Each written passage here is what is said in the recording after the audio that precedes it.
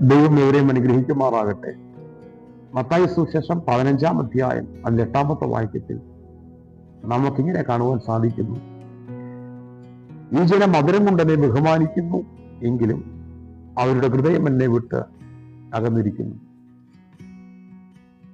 ഇത് നമ്മുടെ കർത്താവായ യേശുക്രിസ്തുവിന്റെ വാക്കുകളാണ്.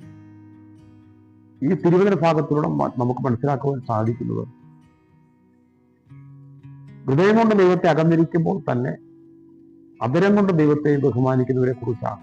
അപ്പോൾ ഹൃദയം കൊണ്ട് ദൈവത്തെ അകന്നിരിക്കുമ്പോൾ തന്നെ അധരം കൊണ്ട് ദൈവത്തെ ബഹുമാനിക്കുവാൻ സാധിക്കും. അധരത്തിലൂടെ പുറപ്പെടുന്ന പാട്ടുകൾ, പ്രാർത്ഥനകൾ, ആരാധനകൾ, പ്രസംഗങ്ങൾ, മറ്റുള്ള ആത്മീയ പ്രകടനങ്ങൾ,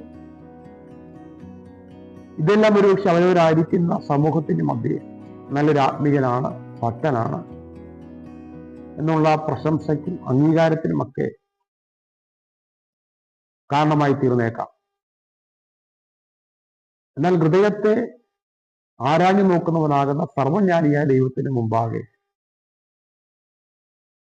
ഈ അധരം കൊണ്ട് മാത്രമുള്ള ബഹുമാനത്തിൽ ദൈവം പ്രസാദിക്കുന്നില്ല, അത് അംഗീകരിക്കുന്നില്ല എന്ന് ഈ തിരുവചന ഭാഗത്തിലൂടെ വ്യക്തമാക്കപ്പെടുകയാണ്.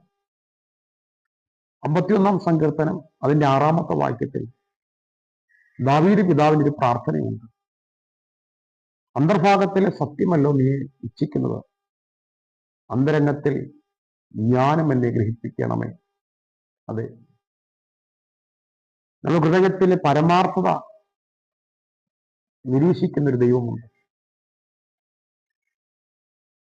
ഹൃദയം ദൈവത്തെ വിട്ട് അധരത്തിൽ നിന്നുള്ളൊരു ബഹുമാനത്തിലും ദൈവത്തിന് കൊടുക്കുന്ന ഒരു ആരാധനയിലും ദൈവം പ്രസാദിക്കുന്നില്ല എന്ന് വ്യക്തമാക്കപ്പെടുകയാണ്. അതുകൊണ്ട് ഹൃദയം ദൈവത്തോട് ചേർന്നിരുന്നു കൊണ്ട് ദൈവത്തെ ബഹുമാനിക്കുന്നവരായിട്ട് നമുക്ക് മാറാം. ആ ആരാധനയിൽ ദൈവം തീർച്ചയായും പ്രസാദിക്കും. ദൈവം നമ്മെ അനുഗ്രഹിക്കുവാനിടയായിത്തീരും. ഈ വചനങ്ങളാൽ ദൈവം നമ്മെ അനുഗ്രഹിക്കുമാറാകട്ടെ.